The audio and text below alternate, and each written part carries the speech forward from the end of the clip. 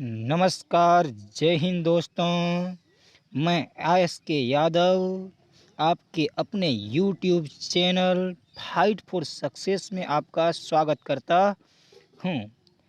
आज हम कक्षा 9th के विज्ञान के फर्स्ट चैप्टर हमारे आसपास के पदार्थ मैटर इन आवर सराउंडिंग के बारे में पढ़ेंगे। हमारे आसपास के पदार्थ, तो चलिए स्टार्ट करते हैं दोस्तों। चलिए ये पदार्थ क्या होते हैं, पदार्थ किसे कहते हैं। तो चलिए देखते हैं क्या है कि हमारे आसपास की प्रत्येक वस्तु जो स्थान घेरती है और जिसका द्रव्यमान होता है पदार्थ कहलाता है। आपको बस एक चीज़ याद रखनी है कि हमारे आसपास जितने भी वस्तुएं हैं वह क्या है, किसी न किसी चीज़ से मिलकर बना है। हम कह सकते हैं कि दुनिया की कोई भी चीज़ें हैं वह क्या है, तो वह छोटे छोटे कणों से मिलकर बना है और उन्हें ही वैज्ञानिकों ने क्या नाम दिया है, पदार्थ नाम दिया है। अब हम कैसे जानेंगे कि कोई पदार्थ है अथवा पदार्थ नहीं है। तो इसका डेफिनेशन आपको इतना याद रखना है कि वे सभी वस्तुएं जो क्या करती है, तो जो स्थान घेरती है और जिसका कुछ न कुछ द्रव्यमान होता है, जिसका कोई न कोई द्रव्यमान होता है, उससे ही हम क्या कहते हैं, पदार्थ कहते हैं। यह इसका डेफिनेशन है। दुनिया की कोई भी वस्तुएं जो स्थान घेरती है और उसका कुछ न कुछ क्या होता है, द्रव्यमान होता है। दुनिया में जितने भी वस्तुएं हैं, जितने भी चीज़ें, जितने भी थिंग्स हैं, सभी कुछ न कुछ जगह घेरते हैं, कुछ न कुछ स्थान घेरते हैं और कुछ न कुछ उसका द्रव्यमान होता है। चलिए देखते हैं कि पदार्थ के भौतिक स्वरूप क्या है, पदार्थ का भौतिक स्वरूप क्या है। तो देखो, एक चीज़ आपको याद रखना है कि पदार्थ जो है वह कणों से मिलकर बने होते हैं। पदार्थ जो है वह कणों से मिलकर बना होता है। दूसरा नंबर देखें तो पदार्थ के कण बहुत छोटे होते हैं। पदार्थ के कण इतने सूक्ष्म, इतने छोटे होते हैं कि हम इसकी कल्पना भी नहीं कर सकते हैं। तो आपको याद रखना है फ्रेंड्स कि पदार्थ कणों से मिलकर बना होता है। ये आपको नोट करना अपने कॉपी में कि पदार्थ कणों से मिलकर बना होता है। और दूसरा नंबर पे आपको पॉइंट ये नोट करना है कि पदार्थ के कण बहुत छोटे छोटे होते हैं। चलिए अब देखते हैं आगे कि आगे क्या है कि पदार्थ जो है वह कणों से मिलकर बना होता है। अब हम इनको चलो समझने का प्रयास करते हैं कि ये कैसे कणों से मिलकर बना है और इसके कण कितने छोटे होते हैं। तो आप क्या करें, आप जल ले लें। इस प्रकार के बीकर में 100 ml आप क्या ले लें, जल ले लें। इसमें 100 ml जल ले लें और इसमें आप क्या करें, इसमें आप पोटेशियम परमैंगनेट की कुछ क्रिस्टल डाल दें। पोटेशियम परमैंगनेट की कुछ क्रिस्टल क्या करें, इसमें डाल दें। और डाल देने के बाद आप देखेंगे कि कुछ समय बाद जो है इसका कलर जो है वह क्या होता है, चेंज हो जाता है। देखिए ये पूरे पानी को क्या करेगा, तो कलर कर देगा। अब दूसरे बीकर में फिर आप क्या लें, 100 ml जल लें। 100 ml क्या लें, जल लें। और इसमें से 1 चम्मच आप पोटेशियम परमैंगनेट की का विलयन निकाल के और दूसरे फिर बर्तन में डालें। आप देखेंगे कि 1 चम्मच जल ने फिर दूसरे बीकर में जो 100 ml जल है उस पूरे जल को क्या किया, कलर कर दिया। बट बशर्ते ये चीज़ें कि इसमें जितना डीप जल है इससे कहीं ये हल्का रंग का हो जाएगा। और यही प्रक्रिया आप प्रत्येक बार दोहराते चलेंगे तो आप देखेंगे कि पानी का कलर जो है फिर भी पानी का कलर होते जाएगा, लेकिन कलर जो है थोड़ा बहुत क्या हुआ, हल्का होते जाएगा। इसका मतलब क्या है कि 1 चम्मच विलियन को हम अगर 2-3 बार इस प्रकार से दोहराते हैं, इस प्रक्रिया को, इस प्रोसेस को 2-3 बार दोहराते हैं तो देखते हैं कि पानी जो है प्रत्येक बार कुछ ना कुछ कलर होते जाता है और पूरा का पूरा पानी जो है कलर हो जाता है। तो इससे हमें क्या समझ में आता है, इससे हमें यह समझ आता है कि पदार्थ के कण क्या होते हैं, अत्यंत छोटे होते हैं। चलिए अब नेक्स्ट देखते हैं कि ये क्या होता है। अब देखिए कि पदार्थ के कणों में, अब आपको याद रखना है कि पदार्थ के कणों के अभिलाक्षणिक गुण क्या हैं। इनको आपको नोट करना, वीडियो को पॉज कर लीजिएगा और इनको आप नोट कर लीजिएगा कि पदार्थ के कणों के अभिलाक्षणिक गुण क्या होते हैं। चलिए नंबर ऑफ वन देखते हैं कि इनके अभिलाक्षणिक गुण क्या है। तो पदार्थ के कणों के बीच क्या होते हैं, रिक्त स्थान होते हैं। पदार्थ के कणों के बीच क्या होते हैं, रिक्त स्थान होते हैं। चलिए समझते हैं कि इनके कणों के बीच कैसे रिक्त स्थान होते हैं। आप क्या कीजिएगा, आप ऐसे समझिए, यहाँ पे आप एक बीकर ले लीजिए। इस बीकर में आप कुछ जो है जल डाल दीजिए, कुछ जो है इसमें जल डाल दीजिए और फिर इसमें आप कुछ पोटेशियम परमैंगनेट के क्रिस्टल डाल दीजिए। जब आप इसमें कुछ पोटेशियम परमैंगनेट के क्रिस्टल डाल देंगे तो पूरे पानी में यह क्या होगा, कुछ ही देरों में घुल जाएगा।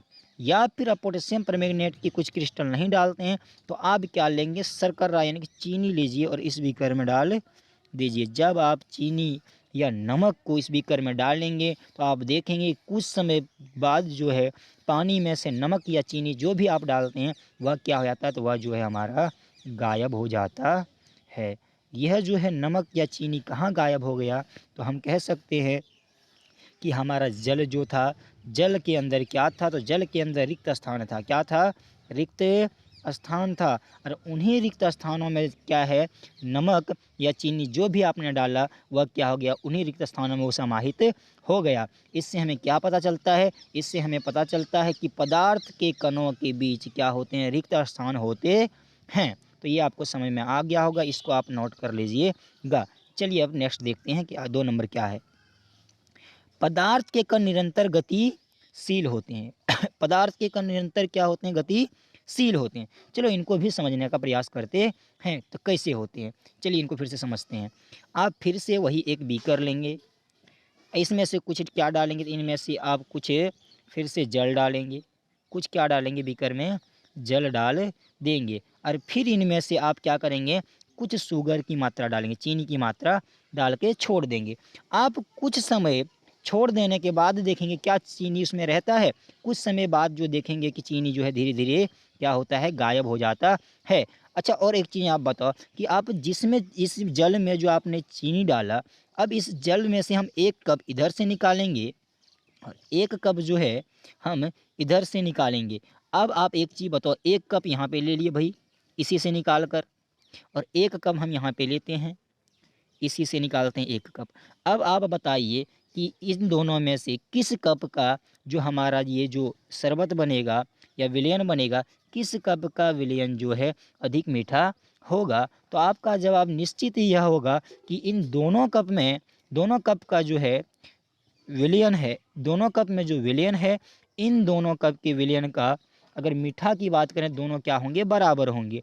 इसका मतलब क्या है कि पदार्थ के कण इतने छोटे होते हैं, ये क्या होते हैं, गतिशील भी होते हैं। मतलब गति कर कर के पूरे जो है पूरे विलयन में क्या हो गया, तो घुल गया। मतलब पूरे पानी को एक समान मीठा कर दिया। मतलब क्या हुआ कि पदार्थ जो है वो क्या हुआ, पदार्थ के कण गतिशील होते हैं और गतिशील होकर के गति कर करके जो है पूरे पानी को एक जैसे मीठा बना देते हैं। तो आशा करते हैं ये आपको समझ में आ गया होगा कि पदार्थ के कण जो हैं क्या होते हैं, निरंतर गतिशील होते हैं। अब हम समझते हैं एक चीज़, विसरण क्या है, विसरण इसको आप नोट कर लीजिएगा। विसरण, विसरण क्या है, तो एक पदार्थ का क्या है, एक पदार्थ का दूसरे पदार्थ के कणों के साथ स्वतः मिलना ही क्या कहलाता है, विसरण कहलाता है। जैसे हम आपको समझाते हैं, समझाने का प्रयास करते हैं। आप फिर से वही एग्जाम्पल हम दोहराते हैं। फिर से आप एक बीकर लीजिएगा, बीकर में से कुछ क्या डालिएगा, तो बीकर में से कुछ आप जल डालिएगा। जल डाल के इसमें से फिर पुनः क्या लीजिएगा, तो फिर पुनः आप इसमें से चीनी या नमक डाल के छोड़ दीजिए। कुछ समय छोड़ देने के बाद 10 से 15 मिनट छोड़ देने के बाद आप देखेंगे कि चीनी जो है क्या होगा, स्वतः मतलब अपने आप इसमें घुल जाएगा। मतलब पानी जो है, देखो यहाँ आप देखिए, एक तो इसमें क्या है, तो एक तो इसमें जल है और दूसरा इसमें हम क्या डाले, दूसरा हम इसमें क्या डाले, चीनी डाले, शुगर डाले। अब ये चीनी स्वतः क्या हुआ, जल में घुल गया। तो यही आपको याद रखना है कि जल एक अलग प्रकार का पदार्थ है और चीनी जो है एक अलग प्रकार का पदार्थ है। और दोनों क्या हुआ, जब हम इन दोनों को डाल दिए, दोनों अपने आप स्वतः क्या हो गया, मिल गया। और इन्हीं के दोनों का स्वतः मिलना ही क्या कहलाता है, विसरण कहलाता है। तो हम अब आपको समझ में आ गया होगा, साफ शब्दों में यहाँ पे लिख दिए हैं कि एक पदार्थ के कणों का दूसरे पदार्थ के कणों में स्वतः मिलना ही क्या कहलाता है, तो विसरण कहलाता है। आप वीडियो को पॉज कर लें और इनको आप अपना नोटबुक में नोट कर लें। चलिए अब नेक्स्ट देखते हैं कि और क्या है। तीसरा नंबर, पदार्थ के कण एक दूसरे को आकर्षित करते हैं। पदार्थ के कण एक दूसरे को क्या करते हैं, आकर्षित करते हैं। कैसे, चलिए इसको समझने का प्रयास करते हैं। देखिए आप ऐसे पहले समझिए कि पदार्थ के कणों के बीच एक बल कार्य करता है और यह बल कणों को एक साथ क्या करता है, बनाए रखता है। और इस आकर्षण बल के सामर्थ्य को ही पदार्थ अलग अलग नहीं होता। मतलब इसको चलो हम आसान से लैंग्वेज में समझाने का आपको प्रयास करते हैं कि पदार्थ के कण एक दूसरे को आकर्षित कैसे करते हैं। आप पुनः फिर वही बीकर लीजिए, आप वही वाला एग्जाम्पल हम फिर से आपको देते हैं। उस बीकर में आप फिर से क्या डालिएगा, तो फिर से आप इसमें जल डालिए। क्या डालिएगा, जल डालिए। और जल डालने के बाद फिर से आप क्या कीजिएगा, तो इसमें से कुछ नमक डालिए। क्या डालिए, कुछ नमक डालिए। आप देखिएगा, या फिर आप इसको ऐसे नहीं समझिएगा, दूसरी टाइप से समझते हैं। आपने चापानल देखा होगा, आपने चापानल देखा होगा। जब आप चापानल से पानी लेने जाते हैं तो पानी क्या होता है, गिरता है। पानी क्या होता है, इस प्रकार से गिरता है। आप क्या करोगे, आप अपने हाथ से पानी को काटने का प्रयास कीजिए। पानी को काटने का प्रयास कीजिए, इधर से ऐसे काटने का प्रयास कीजिए। क्या वह कटता है, आप देखते हैं कि आपका हाथ ऐसे क्या हो गया, पार हो गया, इस पार से उस पार हो गया। फिर भी जो पानी गिर रहा था, वह पानी जैसे ही आपका हाथ इस पार से उस पार जाता है, फिर वह क्या होता है, क्या होता है, देखो गति तो सबका समान है, लेकिन फिर भी क्या होता है, वह एक दूसरे से जुड़ जाता है। ऐसा क्यों होता है, तो ऐसा इसलिए होता है कि पदार्थ जो है, पदार्थ के कण एक दूसरे को क्या करते हैं, तो पदार्थ के कण एक दूसरे को आकर्षित करते हैं। चलिए अब नेक्स्ट समझने का प्रयास करते हैं कि नेक्स्ट क्या लिखा है। अब आपको बताना है क्वेश्चन नंबर 1। थोड़ा सा हम जूम कर लेते हैं इसको, इनको समझने का प्रयास करते हैं। चलिए देखिए क्या लिखा है। निम्नलिखित में से, क्या लिखा है, निम्नलिखित में से कौन से पदार्थ हैं। निम्नलिखित में से क्या पूछे, कौन से पदार्थ हैं। देखिए क्या क्या है इसमें। इसमें आपका है वायु, कुर्सी, स्नेह, गंध, घृणा, बादाम, विचार, शीत, शीतल पेय, इत्र की सुगंध। आपको इनमें से बताना है कि इनमें से कौन कौन से जो हैं, क्या हैं, पदार्थ है। तो आपको एक चीज़ें याद रखना है कि पदार्थ उसे कहते हैं जो क्या करते हैं, कुछ न कुछ क्या करते हैं, स्थान घेरते हैं। कुछ न कुछ क्या करते हैं, स्थान घेरते हैं। और दूसरा कि पदार्थ का क्या होता है, तो द्रव्यमान होता है। पदार्थ का क्या होता है, कुछ न कुछ द्रव्यमान होता है। अब बात करेंगे कि पदार्थ का द्रव्यमान होता है। द्रव्यमान क्या है, तो देखो दुनिया की कोई भी वस्तु है, दुनिया की कोई भी वस्तु है। मान लीजिए आप एक टेबल ले लीजिए। क्या ले लीजिएगा, आप एक टेबल ले लीजिए। इस टेबल को आप देखिए। जब आप इस टेबल को देखिएगा तो ये निश्चित है कि टेबल में कुछ न कुछ बनाने के लिए इसमें क्या हुआ, लकड़ी प्रयुक्त किया होगा। कुछ न कुछ क्या प्रयुक्त किया होगा, तो लकड़ी प्रयुक्त किया होगा। और जितनी मात्रा में इसमें लकड़ी प्रयुक्त होती है, किसी भी चीज़ को बनाने के लिए जितनी मात्रा में इसमें कोई मटेरियल प्रयोग होता है, वही उसका क्या कहलाता है, तो वही उसका क्या कहलाता है, वही उसका द्रव्यमान कहलाता है। द्रव्यमान कहलाता है। अब देखते हैं कि इनमें से कौन कौन जो हैं, जो स्थान घेर रहे हैं और किनका किनका जो है द्रव्यमान है। आप एक चीज़ बताइए। सबसे पहले कुर्सी, क्या कुर्सी स्थान घेरते हैं, यस घेरते हैं भाई। क्या कुर्सी के द्रव्यमान होते हैं, ज़रूर कुर्सी का द्रव्यमान होता है। ये लकड़ी से बने होते हैं, कुछ न कुछ चीज़ों से मिलकर बने होते हैं। निश्चित है कि ये क्या है, इनका द्रव्यमान भी है और ये स्थान भी घेरते हैं। मतलब कुर्सी जो है हमारा क्या है, पदार्थ है। चलिए 2 नंबर देखते हैं, वायु। वायु, क्या वायु स्थान घेरते हैं, निश्चित है कि वायु जो है कुछ न कुछ स्थान घेरते हैं। आप एक बैलून लीजिए और बैलून में से क्या कीजिए, आप यहाँ से फूंक मारिए। जैसे ही आप यहाँ पे फूंक मारिएगा तो बैलून का जो आकार है वह क्या होगा, बढ़ता चला जाएगा। आप फूंक मारे, इसमें क्या भर गया, तो इसमें क्या भर गया, हवा भर गया। और हवा देखो क्या कर रहे हैं, जैसे ही आप फूंक मारे तो बैलून बढ़ गया, बैलून का आकार क्या हो गया, बढ़ गया। मतलब यह क्या कर रहे हैं, अपना जगह ले रहे हैं, मतलब ये स्थान घेरते हैं। क्या इसका द्रव्यमान भी होता है, यस। हवा भी क्या है, तो हवा भी बहुत सारी चीज़ों से मिलकर बना है। हवा देखेंगे तो CO2, कार्बन डाइऑक्साइड, कुछ ना कुछ मटेरियल, जैसे बात करें जल वाष्प, CO2, H2O मतलब जल वाष्प भी पाए जाते हैं, हाइड्रोजन भी होते हैं, ऑक्सीजन भी होते हैं, हीलियम भी होते हैं। बहुत सारी गैसों का क्या है, मिश्रण है। मतलब हवा भी है तो हवा का भी कुछ न कुछ द्रव्यमान होता है। मतलब हवा की बात करें, वायु की बात करें तो ये भी हमारा क्या है, तो ये भी हमारा पदार्थ है। अब देखें तीसरा नंबर क्या है, गंध। अब बात करते तीसरा नंबर क्या है, गंध। क्या गंध भी, गंध का भी बात करें तो गंध कोई स्थान घेरता क्या, गंध कोई स्थान नहीं घेरता। बदबू है, गंध है, गंध कोई स्थान नहीं घेरता है। तो गंध की बात करें तो स्थान ही नहीं घेर रहा है तो ये पदार्थ नहीं होगा। क्या गंध को हम किसी चीज़ में डाल सकते हैं, क्या गंध से हम कोई चीज़ बना सकते हैं, नहीं भाई, इससे कुछ नहीं बना सकते हैं। तो ये क्या हुआ, ये पदार्थ नहीं है। घृणा, घृणा क्या होता है, तो घृणा तो मन का विचार है, घृणा क्या है, मन का विचार है, तो घृणा भी पदार्थ नहीं होगा। अब बात करें बादाम, तो बादाम आप देखे होंगे, बादाम नट्स जिसको बोलते हैं।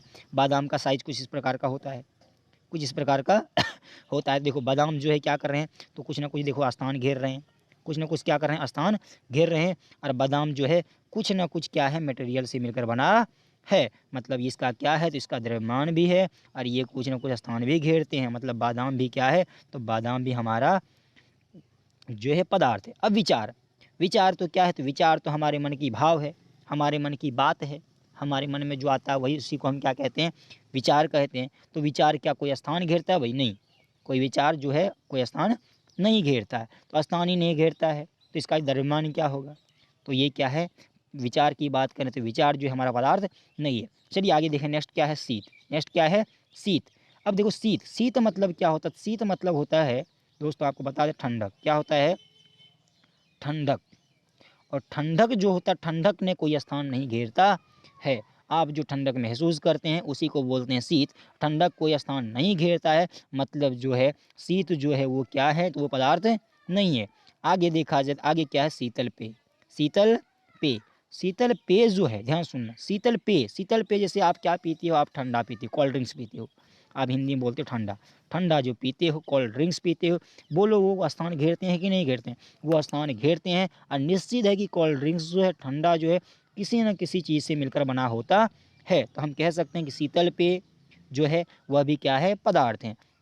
आगे देखा जाए तो क्या है, इत्र की सुगंध। इत्र की सुगंध, तो इत्र की सुगंध जो है ये क्या है, सुगंध तो एक प्रकार का गंध है, लेकिन इत्र की बात करता है, इत्र की सुगंध की बात कर रहा है, तो ये क्या पदार्थ नहीं है। चलिए अब नेक्स्ट देखते हैं क्या है, नेक्स्ट क्वेश्चन क्या कहता है, इनको समझते हैं। क्या लिखा है, निम्नलिखित प्रेक्षणों के कारण बताइए कि गर्मा गर्म खाने की गंध कई मीटर दूर से ही आपके पास पहुंच जाती है, लेकिन ठंडे खाने की महक लेने के लिए आपको उसके पास जाना पड़ता है। इसका क्या कारण है, तो हम आपको बता दें कि गर्मा गर्म जो खाने की महक है, अब आपको हम आपको बताते हैं कि पदार्थ के कण हम आपको बताए थे। देखो यहाँ समझना, यहाँ से कि पदार्थ के कण निरंतर क्या होते हैं, गतिशील होते हैं, और तापमान बढ़ने पर विसरण क्या होता है, तेज हो जाता है। तापमान बढ़ने पर विसरण क्या होता है, तेज हो जाता है। और यही कारण है कि गर्मा गर्म खाने की गंध कई मीटर दूर से ही आपके पास पहुंच जाती है, जबकि ठंडे खाने की महक लेने के लिए हमें उसके पास जाना पड़ता है, क्योंकि ताप घटने पर विसरण मंद हो जाती है। मतलब मंद ताप घटने पर जो विसरण की गति है वह क्या होती है, धीरे हो जाती है। चलिए समझते हैं कि किस प्रकार से तापमान बढ़ने पर जो है विसरण की गति तेज हो जाती है। आपने देखा होगा कि आप मान लो कि यहाँ पे खड़े हैं, आप मान लो कि यहाँ पे खड़े हैं, रोड में या सड़क में बाहर क्या हैं, खड़े हैं।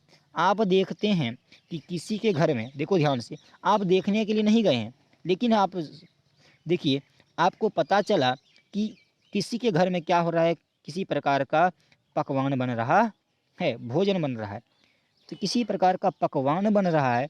इससे क्या होता है कि जब गर्मा गर्म बनता है तो इसका सुगंध जो है आपके कहाँ पहुँचता है, आपके नाकों तक पहुँच जाता है और आप अनुभव कर लेते हैं, फील कर लेते हैं कि उसके घर में कहीं यहाँ से कहीं अगल बगल से क्या आ रहा है, सुगंध आ रहा है। इसका क्या कारण है? तो गरम जो है, गरम चीज़ें जो है ये क्या करते हैं, गरम वस्तुएं जो है इसमें पदार्थ के कण क्या होते हैं, बहुत स्पीड से क्या करते हैं, गति करते हैं। अगर गर्मा गर्म चीज़ है तो इसमें गर्म चीज़ों में विसरण जो है, हवा जो मिलता है, हवा का गैसों का जो, अगर हवा की बात करें तो हवा में जो गैस होते हैं वो क्या होते हैं, बहुत तेज़ गति से मूव करते हैं, मतलब गति करते हैं। तो आपको बस इतना याद रखना है कि पदार्थ के कण निरंतर गतिशील होते हैं और तापमान बढ़ने पर विसरण क्या होती है, तेज होती है। इनको याद रखना कि तापमान बढ़ने पर विसरण तेज हो जाती है और तापमान घटने पर क्या होती है, विसरण क्या होती है, मंद हो जाती है। इसीलिए गर्मा गर्म खाने की महक हमें जल्दी क्या होती है, हमें सॉरी दूर से ही हमें गर्मा गर्म खाने की महक हमें दूर से ही पता चल जाता है। जबकि ठंडा अगर कोई ठंडा अगर कोई भोजन है तो उसका सेंट लेने के लिए या सुगंध लेने के लिए हमें क्या करना पड़ता है, उनके पास जाना पड़ता है। चलिए अब नेक्स्ट देखते हैं क्या लिखा है। लिखा है कि स्विमिंग पूल में गोताखोर पानी को काट पाता है, इससे पदार्थों का कौन सा गुण प्रेक्षित होता है। कि स्विमिंग पूल में जो है उसमें गोताखोर जो है क्या करता है, पानी को काट पाता है, इनमें कौन सा गुण प्रेक्षित होता है। देखो यहाँ पे साफ साफ लिखे हैं, इनको समझने का कोशिश आप कीजिएगा कि स्विमिंग पूल में गोताखोर पानी को काट पाता है क्योंकि जल के कणों के बीच अधिक दूरी होती है। जल के कणों के बीच क्या होती है, दूरी क्या होती है, अधिक होती है। और इनका आकर्षण बल जो है वह क्या होता है, कम होता है। इसका आकर्षण बल क्या होता है, कम होता है। आप ऐसे समझिए, आप ऐसे समझने का प्रयास कीजिए। मान लीजिए कि यहाँ पे क्या है, हवा है। यहाँ पे क्या है, हवा है। आप ऐसे समझिए, यहाँ पे क्या है, हवा है। दूसरा चीज़ हम लेते हैं भाई, दूसरा लेते हैं जल। दूसरा क्या लेते हैं, जल लेते हैं। दूसरा क्या लेते हैं, जल लेते हैं। और तीसरा जो है, ध्यान सुनिएगा, तीसरा जो है हम कोई ठोस वस्तुएं लेते हैं। मान लो कि पत्थर ले लेते हैं। क्या ले लेते हैं, पत्थर ले लेते हैं। आप मान लीजिए कि आपको है जो है, हम जो है यहाँ पे आपको खड़ा करते हैं, आपको हम यहाँ पे खड़ा करते हैं। अब आप हाथ मारेंगे तो आप बोलिए कि हाथ आसानी से किस में चल जाएगा, हवा में चल जाएगा या पानी में चल जाएगा या किसी पत्थर में चल जाएगा, इस पार से उस पार। तो आप देखेंगे कि हाथ हवा में अगर हिलाएंगे तो आराम से आप इस पार से उस पार हिलाएंगे, इसमें कोई फील भी आपको नहीं होगा। लेकिन जब आप इसी हाथ को किसमें, जल में, किसमें, जल में, याद रखना कि जब आप इसी हाथ को जल में क्या करेंगे, हिलाएंगे, तो उसमें क्या होगा, जल जो है आपके हाथों से स्पर्श होगा। ऐसे तो वायु भी स्पर्श होगा लेकिन पता नहीं चलेगा, लेकिन जल जो है स्पर्श होगा और आपके हाथों को क्या होगा, महसूस होगा कि भाई यहाँ पे क्या है, जल है। लेकिन अब क्या करें, अब अपना हाथ क्या कीजिएगा, अब अपना हाथ जो है आप यहाँ पे डालिए। कहाँ पे डालिएगा, पत्थर पे। तो पत्थर पे जैसे ही आप हाथ मारिए, क्या पत्थर जो है, पत्थर में आप जैसे ही हाथ मारिए, क्या पत्थर में जिस प्रकार से पानी में आपने हाथ अंदर डाल दिया, क्या आप पत्थर के अंदर हाथ डाल पाएंगे?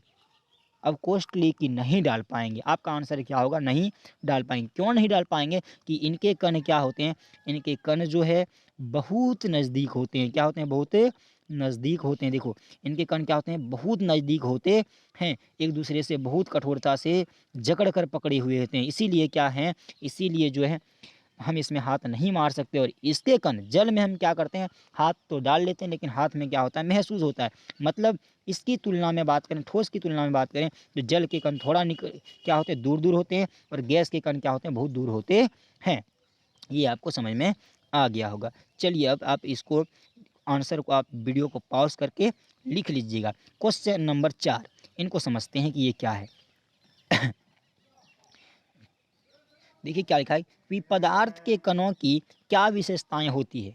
पदार्थ के कणों की क्या विशेषताएं होती है। तो विशेषताएं हम आपको पहले ही बता चुके हैं कि इनके कौन कौन सी विशेषताएं होती हैं। तो चलो फटाफट हम इनको इनमें नज़र मारते हुए निकल जाएंगे कि पदार्थ के कणों के बीच क्या होते हैं, रिक्त स्थान होते हैं। हम आपको पढ़ा चुके हैं पदार्थ के कणों के बीच क्या होते हैं, रिक्त स्थान होते हैं। इनको आप नोट कर लीजिएगा।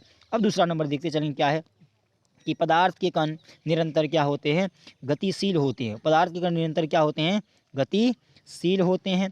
नेक्स्ट आप देखिए कि पदार्थ के कण अति सूक्ष्म होते हैं। पदार्थ के कण क्या होते हैं, बहुत छोटे होते हैं, मतलब अति सूक्ष्म होते हैं। नेक्स्ट आप देखिएगा, तो क्या है नेक्स्ट जो है कि पदार्थ के कण एक दूसरे को क्या करते हैं, आकर्षित करते हैं। और इससे नेक्स्ट आप देखिएगा तो ताप बढ़ने पर पदार्थ के कणों की गतिज ऊर्जा भी क्या होती है, बढ़ जाती है। तो ये था आपका क्लास 9 का लेक्चर। ये वीडियो आपको कैसा लगा? आज जो है हम इस क्लास को यहीं पे एंड करेंगे। तो आपको मेरा क्लास जो है कैसा लगा, पढ़ाने का तरीका कैसा लगा, आप कमेंट बॉक्स में कमेंट करके बताइएगा। और अगर आप मेरे चैनल पर नए हैं तो फाइट फॉर सक्सेस के यूट्यूब चैनल को आप सब्सक्राइब कर लीजिए और आप बेल आइकन को दबा लीजिएगा। और अगर ये मेरा वीडियो आपको अच्छा लगता है तो वीडियो को प्लीज़ लाइक कीजिए, शेयर कीजिए और सबसे चैनल को जो है आप सब्सक्राइब कर लीजिए, ताकि जितने भी हम वीडियो डालें वो क्या है, आप तक आसानी से पहुंच जाए। तो धन्यवाद दोस्तों, जय हिंद, धन्यवाद।